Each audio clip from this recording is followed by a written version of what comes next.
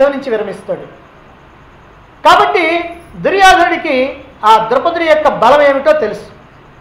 ఇక రెండో విషయం ఏమిటంటే తమకు గురువైనటువంటి ద్రోణాచార్యుడి బలం ఏమిటో దుర్యోధనుడికి తెలుసు. మరి ద్రోణాచార్యుడు సహాధ్యాయి గనక ఆ ద్రౌపదుడు కూడా గొప్ప బలవంతుడు అనేటువంటి విషయము తెలుసు. కాకపోతే మరి ద్రోణాచార్యుడిని అవమానించాడు ద్రౌపదుడు. అందువల్ల అవమానించినందువల్ల ఆ ద్రౌపదుడిని కట్టి తీసుకొని రమ్మన్నాడు. అంతే తప్ప ఆ కట్టి తీసుకొని రావడం అర్జునుడు ఆ ద్రౌపదుడిని కట్టి తీసుకొని వచ్చాడు. మరి తామేమో ఆ ద్రౌపదుడి మీద ఓడిపోయారు. అందువల్ల ద్రౌపదుడు చాలా గొప్ప బలవంతుడని, అన్ని అస్త్రశస్త్రాలు తెలిసినటువంటి వాడని, ధనుర్వేదాన్ని నేర్చుకున్నటువంటి వాడని, ఇవన్నీ కూడా బాగా తెలిసినటువంటి వాడు దుర్యోధనుడు. అందుకే నర్మగర్భంగా హెచ్చరిక చేస్తున్నాడు, మహారథ, చాలా గొప్ప వీరుడు అని. ద్రోణాచార్యుడికి తెలీదు, ఆయన క్లాస్మేట్ కదా, ఆ క్లాస్మేట్ సంగతి ఈయనకి తెలీదు. ఏం చెప్పాలన్నా మహారథ ద్రుపదశ్చ అని చెబుతూ ఉన్నాడు.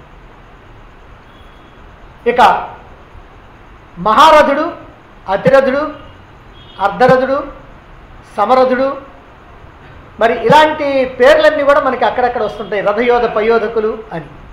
ఏమిటి దీని యొక్క అర్థం? మహారథుడు అంటే ఎవరంటే తనని, తన సారథిని, తన యొక్క రథాన్ని, గుర్రాలని రక్షించుకుంటూ 10,000 మంది యోధ వీరులతో యుద్ధం చేయగలిగినటువంటి వాడిని మహారథుడు అంటారు. 10,000 మందితో యుద్ధం చేయగలిగితే వాడిని మహారథుడు అంటారు. ఇక సంఖ్యతో నిమిత్తం లేకుండా 10,000, 20,000, 50,000, 1,00,000 మంది అనేటువంటి సంఖ్యతో నిమిత్తం లేకుండా అసంఖ్యాతమైనటువంటి యోధులతో పోరాటం చేస్తూ ఎందరితోనైనా సరే యుద్ధం చేయగలిగినటువంటి వాడిని అతిరథుడు అంటారు. ఇక తనను తాను రక్షించుకుంటూ తనతో సమానమైనటువంటి వీరుడు ఒక్కడితో మాత్రమే యుద్ధం చేయగలిగినటువంటి వాడిని సమరథుడు అంటారు. సమ అంటే వాడితో సమానమైనటువంటి వాడు. ఇక అర్ధరథుడు అంటే ఎవరంటే తనకంటే కొంచెం తక్కువ వాళ్ళతోటే చేస్తాడు. అదేమిటనండి, కాస్త ఈయనకు ఒకరు భయం ఎక్కువగా ఉంటుంది, పిరికితనం ఎక్కువగా ఉంటుంది, ఇన్ఫీరియారిటీ కాంప్లెక్స్ ఎక్కువగా ఉంటుంది. అందుకని ఏమో వీటితో యుద్ధం చేస్తే నేను ఓడిపోతానేమని కాస్త తక్కువ వాళ్ళని చూసుకుంటాడు. అదిగో అటువంటి వాడు ఎవరంటే అర్ధరథుడు అన్నమాట. మరి ఇక్కడ దుర్యోధనుడు అతిరథుల కన్నా గొప్పవాళ్ళైనటువంటి సాత్వికిని మహారథుడు అంటున్నాడు. ఇక ముందు చెబుతాడు ఆ అభిమన్యుడి సంగతి. ఆ అభిమన్యుడు కూడా అంతే. అభిమన్యుడు కానీ సాత్విక్ కానీ వీళ్ళు రథయోధ పయోధకులు. రథయోధ పయోధకులు అంటే ఏమిటి? వీళ్ళకి వర్ణం లేదు మహాభారతంలో, కానీ అతిరథుల కన్నా గొప్ప వాళ్ళకి ఏదో ఒక పేరు పెట్టాలి కాబట్టి వాళ్ళని రథయోధములకు అధిపతియే అని అన్నారు. అందువల్ల అటువంటి వాళ్ళు ఎవరనంటే వాళ్ళు ఎక్కడికైనా పోవచ్చు, సైన్యం మొత్తంలో ఒక్కసారి ఒక్కడికైనా ప్రవేశించవచ్చు, ఏమైనా చేయగలిగినటువంటి ధైర్యం కలిగినటువంటి వాళ్ళని రథయోధ పయోధకులు అని అంటారు. అందుకనే 13వ రోజు యుద్ధంలో అభిమన్యుడు ఒక్కడే పద్మవ్యూహంలో ప్రవేశించాడు. 14వ రోజు యుద్ధంలో అర్జునుడు ముందు ప్రవేశిస్తే వ్యూహంలోకి, తర్వాత భీముడు వస్తే, తర్వాత సాత్వికి వచ్చాడు, తర్వాత భీముడు వచ్చాడు. అంటే ఈ సాత్వికి ఆ అభిమన్యుడు ఇద్దరు కూడా ఒక్కళ్ళే, వేరే సహాయం లేకుండా శత్రుసేనలో ప్రవేశించగలిగినటువంటి వాడు. అలా శత్రుసేనలో ప్రవేశించాలంటే ఎంతో ధైర్యం కావాలి. అదిగో అటువంటి వాళ్ళందరినీ కలిపి అటు గొప్ప రథయోధ పయోధకుల్ని, అతిరథుల్ని, మహారథుల్ని, సమరథుల్ని, అర్ధరథుల్ని అందరినీ కలిపి ఒకే మాటగా మహారథులు అని అంటున్నాడు. ఇది దుర్యోధనుడి యొక్క అస్తవ్యస్త మనస్థితి. మరి ఇంకా పాండవపక్ష యోధుల గురించి తెలియజేస్తూ ఇంకెవరు చెప్తున్నాడు?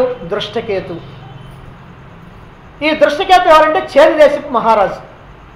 చేదిదేశపు మహారాజు అంటే చేదిదేశపు మహారాజు అయినటువంటి శిశుపాలుడి కొడుకు. ఇప్పుడు శిశుపాలుడు లేడు, చనిపోయాడు. ఇప్పుడు శిశుపాలుడి యొక్క కొడుకు ఈ దృష్టకేతు ఉన్నాడు. శిశుపాలుడు అసలు ఎవరనంటే కుంతీదేవి సోదరి యొక్క కుమారుడు. కుంతీదేవికి 5 చెల్లెళ్ళు ఉన్నారు. అందులో ఒక ఆమె సాత్వతి. ఆ సాత్వతిని చేద్దేశపు రాజు ధమఘోషుడికి ఇచ్చి పెళ్లి చేశారు. వాళ్ళకి పుట్టినటువంటి వాడు శిశుపాలుడు.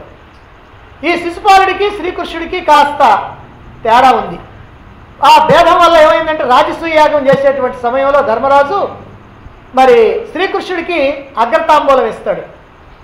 అగ్రతాంబూలం ఇస్తే అది సహించలేక శిశుపాలుడు ఇష్టం వచ్చినట్టుగా శ్రీకృష్ణుడిని తిడతాడు. అలా తిట్టేటప్పటికీ ఆ శ్రీకృష్ణుడు చక్రాయుధాన్ని ప్రయోగిస్తాడు. శిశుపాలుడి యొక్క శిరస్సు తెగిపోద్ది. ఆ తర్వాత ఆ రాజ్యాన్ని మళ్ళీ ఆ శిశుపాలుడి యొక్క కుమారుడైనటువంటి దృష్టకేతువుకి పట్టాభిషేకం చేస్తారు పాండవులు. అంటే పాండవులకి పెనతల్లి కొడుకు శిశుపాలుడు, అంటే పాండవులకి సోదరుడు శిశుపాలుడు, ధర్మరాజుకు సోదరుడు అవుతాడు. కాబట్టి ఆ శిశుపాలుడు కొడుకు ధర్మరాజుకు పుత్రుడితో సమానం. అందువల్ల వాళ్ళ రాజ్యం వాళ్ళకే ఇచ్చి అదిగో ఆ దృష్టకేతుని పట్టాభిషేకం చేస్తారు. ఆ దృష్టకేతు ఒక అక్షౌహిణి సేనతో ఇప్పుడు ఇక్కడికి వస్తాడన్నమాట. పాండవుల వైపున యుద్ధం చేయటం కోసం వస్తాడు. మరి ఇతడు ఒక అక్షౌహిణి సేనాధిపతి. ఇక రెండవవాడు చేకితానుడు. చేకితానుడు అని అంటే యాదవుల్లో 4 శాఖలు ఉన్నాయి. యదు, వృష్టి, భోజ, అంధక అని 4 కులాలు అనుకోండి, లేకపోతే 4 వర్గాలు. ఈ 4 కూడా అంధక వంశానికి చెందినటువంటి వాడు ఈ చేకితానుడు. ఇతడు కూడా ఒక అక్షౌహిణి సేనతో వచ్చాడు. అందువల్ల ఇతడు ఒక అక్షౌహిణి సేనాధిపతి. ఇతడు దుర్యోధనుడి చేతిలో మరణించాడు, ఈ అంధకరాజు అయినటువంటి చేకితానుడు. ఇక 6వవాడు కాశీరాజు, కాశీ దేశానికి రాజు. కాశీ దేశానికి రాజు అని అంటే మనకు అంబికా అంబాలికలు గుర్తుకొస్తారు. ఈ అంబికా అంబాలికలు కాశీరాజు పుత్రుళ్ళే. అంటే ఈ అంబికా అంబాలికల యొక్క వంశంలోనే, అంటే ఆ తండ్రి యొక్క వంశంలోనే పుట్టినటువంటి వాడు ఈ కాశీరాజు. అంటే ఈయన యొక్క పూర్వీకుల కుమార్తెలే ఈ అంబికా అంబాలికలు. అందులో అంబే ఎవరైతే ఉన్నారో అంబే ఇప్పుడు శిఖండి.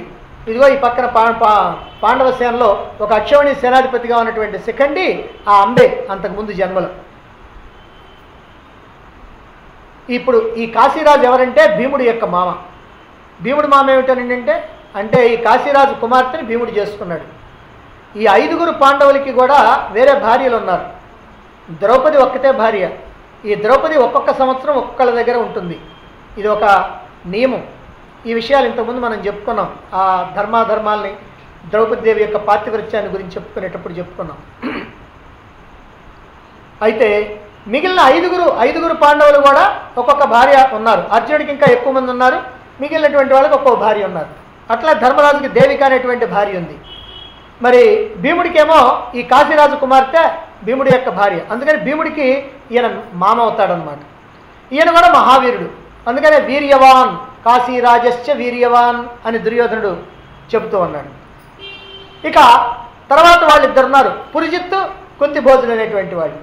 ఈ పురుజిత్తు, కుంతిభోజుడు ఇద్దరు కూడా కుంతిదేవిని పెంచుకున్నటువంటి కుంతిభోజుడి యొక్క కుమారులు. అయితే ఇక్కడ కుంతిభోజుడే ఉన్నాడు కదండి, అంటే తండ్రి యొక్క పేరే కొడుక్కి కూడా పెట్టారు అక్కడ. అందువల్ల కుంతిభోజుడు అంటే కుంతిదేవిని పెంచుకున్నటువంటి తండ్రి కాదు, ఇక్కడ యుద్ధానికి వచ్చింది. ఆయన పేరే పెట్టుకున్నటువంటి కొడుకు. పురుజిత్ అనేటువంటి వాడు, ఈ కుంతిభోజుడు అనేటువంటి వాడు, ఇద్దరు కూడా.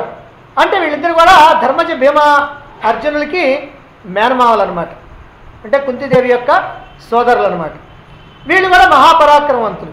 అందులో పురుజిత్తు అతిరథుడు, కుంతిభోజుడేమో మహారథుడు, మహావీరులైనటువంటి వాళ్ళు. ఇక శైపుడు, ఇదిగో ఈయన నరపుంగవ, శైబ్యశ్చ నరపుంగవ అని చెప్పాడు. అంటే ఈ శైపుడు ఎవరనంటే ధర్మరాజు యొక్క మామ. ధర్మరాజు దేవిక అనేటువంటి ఆమె వివాహం చేసుకున్నాడు అని చెప్పాం కదా ఇందాక. ఈ శైపుడి యొక్క కూతురు శైబ్యుడు. శైపుడు అంటే శిబిదేశపు రాజు. ఈ శిబిదేశపు రాజు యొక్క కుమార్తె దేవిక. ఆ దేవికని ధర్మరాజు పెళ్లి చేసుకున్నాడు. అందువల్ల ఆయన మామ అవుతాడు. అంతేకాకుండా ఈయన చాలా గౌరవనీయుడైనటువంటి వ్యక్తి. అందరూ కూడా గౌరవిస్తారు. కాస్త వయసులో కూడా చాలా పెద్దవాడైనటువంటి వాడు. అందుకనే ఈయన్ని శైబ్యశ్చ నరపుంగవ అని దుర్యోధనుడు చెప్పడంలో పురుషులో శ్రేష్ఠుడైన మహావీరుడు అని చెప్పటంలా పురుషుల్లో శ్రేష్ఠుడైనటువంటి వాడు అని దుర్యోధనుడు ఇక్కడ చెప్తూ ఉన్నాడు. ఇక తర్వాత చివరి శ్లోకంలోకి వచ్చినప్పటికల్లా ఎవరున్నారో చెప్తున్నారు. యుధామన్యుశ్చ విక్రాంత ఉత్తమౌజాశ్చ వీర్యవాన్. యుధామన్యుడు ఉత్తమౌజుడు. ఈ యుధామన్యుడు పాంచాల రాజపుత్రుడు. పాంచాల రాజు ద్రుపదుడి యొక్క సోదరుడి కుమారుడు. ఇతడు ప్రతాపశాలి. విక్రాంత అంటే ప్రతాపశాలి అని అర్థం. ఇలా దుర్యోధనుడి చేతనే ప్రశంసించబడినటువంటి వాడు. మరి ఎందుకని యుధామన్యుడు అని అన్నారు అంటే యుద్ధంలో ఆవేశం కలిగినటువంటి వాడు. అందుకని యుధామన్యుడు అన్నారు. యుద్ధంలో బాగా ఆవేశం చూపించేటువంటి వాడు. ఇక అర్జునుడి యొక్క రథానికి ఎడం వైపు ఉన్నటువంటి చక్రరక్షకుడు ఇతడు.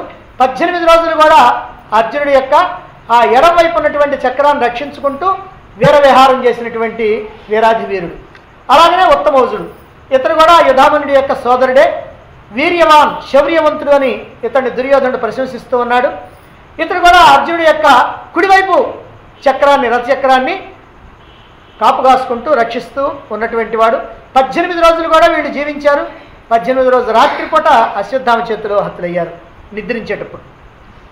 ఇక సౌభద్ర, ఈయన మనందరికీ బాగా పరిచయం ఉన్నటువంటి వాడు, సుభద్ర యొక్క కుమారుడు. సౌభద్రశ్చ ఎవరు? అభిమన్యుడు. మరి ఈ అభిమన్యుడు సాత్విక వద్ద విద్యలు నేర్చుకున్నటువంటి వాడు. ఎందుకంటే వీళ్ళందరూ కూడా అరణ్యవాసం, అజ్ఞాతవాసం చేస్తూ ఉంటే మరి ఆ సమయంలో సాత్విక దగ్గర విద్యలు నేర్చుకున్నాడు. అలాగనే అర్జునుడి దగ్గర కూడా అనేకమైనటువంటి విద్యలు నేర్చుకున్నాడు. తర్వాత శ్రీకృష్ణుడి యొక్క మేనలుడు, అంటే సుభద్ర యొక్క కుమారుడు, విరాట్ రాజుకేమో అల్లుడు. ఇతన్ని రథయోధములకు అధిపతి, రథయోధ పయోధకుడని భీష్ముడు నిర్ణయించాడు. ఇతడు అందరికన్నా చాలా గొప్ప వీరుడైనటువంటి వాడి. ఒకే ఒక్క రోజున భీష్మద్రోణులు ఇద్దరిని కూడా జయించాడు. 5వ రోజు యుద్ధంలో భీష్మద్రోణులు ఇద్దరిని ఒకే రోజున పరాజయం పాలు చేసినటువంటి వీరాగ్రేసరుడు. ఇక యుద్ధభూమిలో శౌర్య ధైర్య పరాక్రమాలు ప్రదర్శించి అందరి యొక్క ప్రశంసలు అందుకున్నటువంటి మహావీరుడైనటువంటి వాడు. ఇక ప్రత్యేకంగా అభిమన్యుడి యొక్క గాథ ఏమిటంటే 13వ రోజు యుద్ధం. 13వ రోజు యుద్ధంలో ధర్మరాజును పట్టడం కోసమని పద్మవ్యూహాన్ని పంపుతాడు ద్రోణాచార్యుడు. మరి ధర్మరాజు లోపలికి పోకుండా ఉండాలంటే ఆ పద్మవ్యూహం తెలిసినటువంటి వాడు పోవాలి లోపలికి. అలా తెలిసినటువంటి వాడు అర్జునుడు ఉన్నాడు, ఇక్కడేమో అభిమన్యుడు ఉన్నాడు. అర్జునుడేమో సంక్షిప్తకులతో యుద్ధానికి దూరంగా ఉన్నాడు. కాబట్టి తప్పనిసరి పరిస్థితుల్లో నేను వెళ్తానని చెప్పి అభిమన్యుడు వెళ్తాడు. ఇక పద్మవ్యూహంలో ప్రవేశించిన తర్వాత ఆ ప్రవేశించే ముందు ద్రోణాచార్యుడితోటి, ఆ ప్రవేశించిన తర్వాత ఎదురైనటువంటి మహావీరులు ఎవరైతే ఉన్నారో చేతికి చిక్కినటువంటి ఏ వీరుణ్ణి కూడా పరాజితులు పాలు చేయకుండా వదిలిపెట్టలేదు ఆ రోజున అభిమన్యుడు. మరి అంతకుముందు భీష్ముడు, ద్రోణుడు కూడా అభిమన్యుడి యొక్క చేతికి చిక్కినటువంటి వాళ్ళే, అభిమన్యుడి చేత పరాజితులైనటువంటి వాళ్ళే. ఆ రోజున కర్ణుడు అభిమన్యుడితో చేసినటువంటి తీవ్రమైనటువంటి యుద్ధంలో విగత కవచుడై, అంటే కవచం కాస్త భగ్నమైపోయిన తర్వాత ఆ యుద్ధ భూమిలో నుంచి తొలగిపోయాడు కర్ణుడు. ఎందుకంటే కర్ణుడికి ఇది మామూలే, ఎక్కడ ఎవరితో యుద్ధం చేసినా పారిపోవటం అనేటువంటిది అతనికి సహజం. ఎందుకంటే ఎన్ని సందర్భాల్లో పారిపోయాడు అని అంటే లెక్క వేయడానికి వీల్లేదు. మహాభారత యుద్ధంలో కానీ ఆ భారత యుద్ధానికి ముందు కానీ కర్ణుడు ఎక్కడ ఎవరితో యుద్ధం చేసినా పారిపోతాడు. గంధర్వులతో యుద్ధంలో పారిపోయాడు, అక్కడ అర్జునుడు బ్రాహ్మణ వేషంలో ఉన్నప్పుడు చేసిన యుద్ధంలో పారిపోయాడు, ద్రోణాచార్యుడితో చేసినటువంటి యుద్ధంలో పారిపోయాడు, అదిగో ఉత్తర గోకర్ణంలో పారిపోయాడు, ఇదే ఇక్కడ పారిపోయాడు. ఇలా పారిపోయి ముఖద్వారంలో ఉన్నటువంటి ద్రోణాచార్యుడి దగ్గరికి వచ్చి ఆయనతో చెబుతున్నాడు. ఎందుకనంటే ఇక్కడ ద్రోణాచార్యుడితో కర్ణుడు ఏం చెప్పాడో తెలుసుకుంటే అభిమన్యుడి యొక్క పరాక్రమం ఏమిటో మనకు అర్థమవుద్ది. ఆచార్య, ఈ బాలుని యొక్క పరాక్రమం గమనించారా? అర్జునుడి యొక్క బాణ ప్రయోగ కౌశల్యం చూచాను కానీ అతడి హస్తం ఇంత కర్కశం కాదు. అర్జునుడి యొక్క హస్తం ఈ అభిమన్యుడి యొక్క హస్తం అంత కర్కశం కాదంటున్నాడు. బాలుడి యొక్క బాణ ప్రయోగ కౌశలం అనన్య సామాన్యం, అనితర సాధ్యం. ఆ బాణాలన్నీ కూడా ఘోరమైనటువంటి సర్పాల్లాగా నా శరీరంలో ఉన్నటువంటి అవయవాలన్నింటినీ కూడా పట్టి పీడిస్తూ ఉన్నాయి. యుద్ధరంగంలో నిలబడక తప్పదు గనక నేను నిలబడ్డానే కానీ నిజంగా ఈ సమయంలో నేను శిబిరానికి వెళ్ళి హాయిగా విశ్రాంతి తీసుకోవాల్సినటువంటి పరిస్థితి ఉంది ఇప్పుడు నాకు. కానీ దుర్యోధనుడిని రక్షించాలి, అదిగో దుర్యోధను మీదకి పోతున్నాడు ఇప్పుడు. కాబట్టి దుర్యోధనుడిని రక్షించాల్సినటువంటి బాధ్యత నా మీద ఉంది కనుక అదిగో నేను యుద్ధరంగంలో నిల్చున్నాను, నా ఒళ్ళంతా కూడా హోనమైపోయింది, ఇప్పుడు మీరే అతన్ని చంపేటువంటి మార్గం ఏదైనా చెప్పాలి అని అడుగుతాడు. అప్పుడు ద్రోణాచార్యుడు చెప్తాడు, అయ్యా ఇప్పుడు అతడి చేతిలో ధనుస్సు ఉన్నంతకాలం కూడా అతన్ని ఎవడేమి చేయలేడు. కాబట్టి ఆ ధనుస్సును ఎవరన్నా భగ్నం చేయాలంటే ఎవరికీ సాధ్యం కాదు. కనుక ఇప్పుడు మనకు అధర్మమే